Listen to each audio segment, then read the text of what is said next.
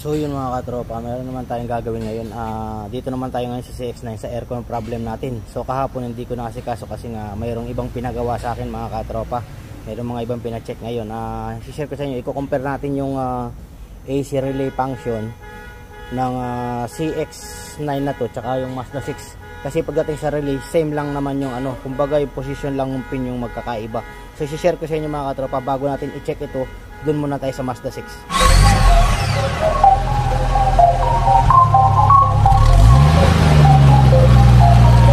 The Mechanic TV. Who made this? The Mechanic TV channel, dito ay manood ka. Click mo subscribe button, click yung bell, updated ka sa mga paparating namin na gawain. Alam mo na, subaybayan galaw ni Sir Edgar, manapat manood ka. So dito sa Mazda 6 gagawin nating halimbawa ito mga katropa. So siyempre i-check natin yung supply ng relay tapos signal galing ng ECU. So kailangan naka-on yung ignition. So i-on muna natin yung ignition. Yan. Kahit naka-off si si AC dito, naka-off.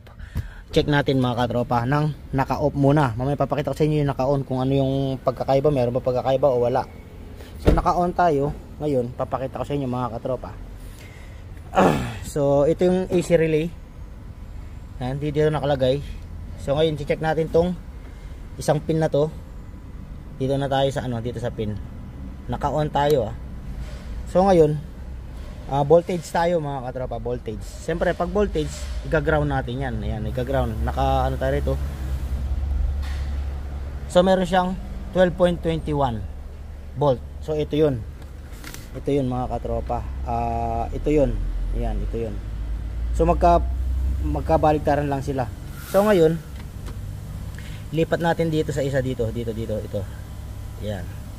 Lipat natin dito. Check natin kung meron siyang voltage. So wala siyang voltage, yan. Kasi papuntang compressor yan mga katropa, kaya walang voltage. Ngayon, dito tayo. Dito tayo sa isa na to, ito. Dito muna tayo. Pag mayroong voltage to, ibig sabihin supply. Ayan, meron din siyang voltage mga katropa, 12 volt yung isang pin na yun. Ayan, mapapansin niyo yan. Ngayon ito yun. Ito yun, kasi galing din sa relay yan mga katropa. Yan, sa relay din. Supply din yan, 12 volt. Ngayon, ilipat natin dito. Yung papunta naman ng ECU. Ay, naputol yung pin natin. Putik na yan. Wait lang, gagawin ko lang. So, okay na nagawa ko ng mga katropa. Yung i-check naman natin ngayon, ito. Yung signal galing ng ECU mga katropa. So, ito yun. So, itong nag-iisa na to, ito. Ito. Dito. Tingnan natin kung meron. Naka-on tayo mga katropa. Yan. So check natin yan dito sa negative. Meron siyang 2.56 volt galing ng ECU, signal yan. So itong unit na to walang problema sa aircon to mga katropa. Ulitin ko lang. So meron siyang 2.56. So meron siyang 256 dito. Yan. Ngayon, pupunta tayo dun sa isang unit para ma-compare natin. So i-share ko na rin dito sa ating magnetic pressure switch, high pressure switch. So tatlong wire. Yung black, siyempre yan yung ground. Yan. Itong red, yan yung signal galing ng ECU, 5 volt. Itong red. Tapos itong green, ito yung mag-on sa magnetic clutch sa mga katropa.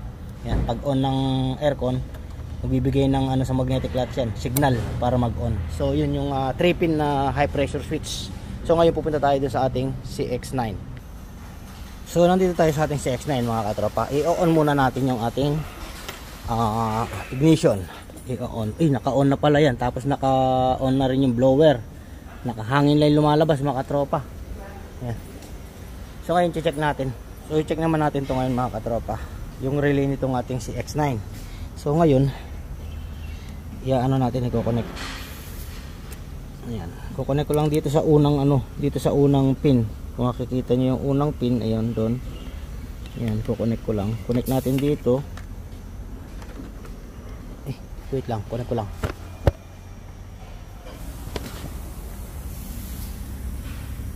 So ayan, nakakonect tayo sa unang pin. Yan, tingnan natin kung mayroong voltage. So wala siyang voltage mga katropa. Ibig sabihin, yan yung papunta sa magnetic clutch. So ngayon, ililipat natin. Ililipat natin doon sa isang line.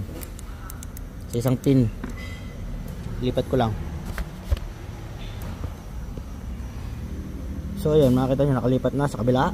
Tignan natin kung may voltage kagaya ng sa ating Mazda 6. So meron siyang voltage 11.70. So mababa na yung ano ng battery kasi kanina pa naka-on siguro yan kaya mababa na. So meron siyang voltage. Ngayon ilipat natin dito. Dito sa side, sa isang side dito. Tignan natin kung merong voltage ito. Dito muna tayo sa voltage. Ayan. Tignan natin. So ililipat ko lang mga katropa, madilim.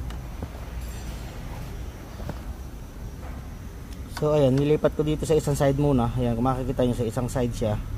Tignan natin kung mayroong voltage. Dapat mayroong voltage yan. Ayan, kagaya nung voltage nung isa, supply. Ibig sabihin supply, itong dalawa na to. Ayan, itong dalawa na to, supply yan. So ito, yung kaninang walang voltage, ito yung galing ng compressor. Siyempre maghihintay na signal yan bago mag-on yung compressor, mga katropa. So ngayon, punta tayo dito sa isang side. Ililipat ko lang mga katropa. So ito na yung mahina na rin yung battery ng ilaw natin. So ayun, nasa kabilang side na tayo. Ito yun. Ito yun. Dapat meron siyang signal mga katropa. Meron siyang signal. Ito, lagyan natin. So wala siyang signal na dapat meron signal na 2 point something kagaya nung kanina. Yung sa Mazda 6.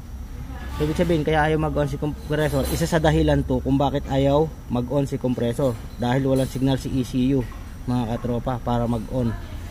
Kung okay naman yung climate control, kung okay yun, pag-on mo, pupunta na yung signal papunta sa ECU. Si ECU, huwag ibigay na signal dito. Kaya kung may problema si ECU, hindi rin o-on. Kung may problema si climate control, hindi rin mag-on, mga katropa. Yan. Napasin ko rito, yung signal nito, wala siyang signal na dapat meron. Kahit naka-off, kahit naka-on, dapat naka-ready yung signal. Kasi si signal is naka-ready. Pag on niya, automatic mag-on na si relay, pupunta na sa compressor, gagana na yan. Yan. So ito si ating pressure switch, mga katropa. Isa sa dahilan, kaya ulitin ko, maraming pwedeng maging dahilan kasi mga katropa. So yung nakita ko sa ngayon, walang signal si ECU.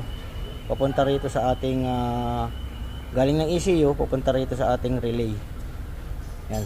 Nakita nyo naman yung Mazda 6 meron signal mga katropa, 2.56 signal volt.